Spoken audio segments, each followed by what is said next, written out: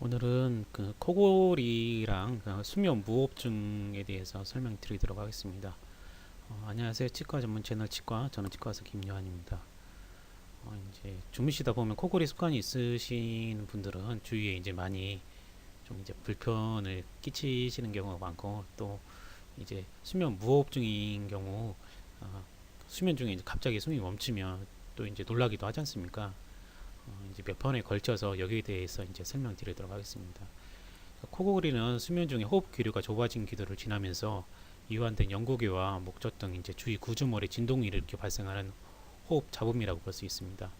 그러니까 뭐냐면 코골이가 숨 구멍이 있는데 그 기도가 있는데 숨이 지나가는 길목을 그 살들이 많이 비대해져서 어떤 이제 병적인 원인이라든지 뭐 여러 가지 요인에 의해서 좁아져서 그 좁아진 길목으로 숨이 공기가 흐르다 보면 그 공기랑 살이랑 이제 부딪혀서 진동이 일으키는 게 이제 그 코골이 잡음이 생기는 겁니다.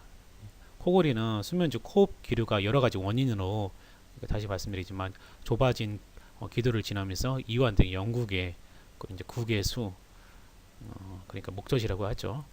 어떤 이제 주위 구조물을 진동이 일으켜서 그 발생하는 호흡 잡음입니다. 그리고 이제 수면 무호흡증은 수업 중에 수면 중에 이제 뭐 호흡이 정지가 빈번하게 일어나서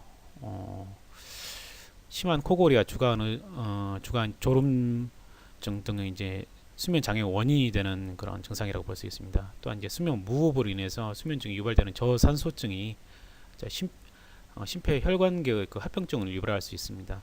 그러니까 뭐 이게 조심하셔야 될 게요. 코골이는 주위 사람만 조금 이제 불편하신데, 그러니까 수면 무호흡증 같은 경우에는 저산소증이 와버리면 그게 심혈관계 이제 합병증을 유발할 수 있으니까 조금 이제 주의를 하시는 게 좋으실 것 같습니다.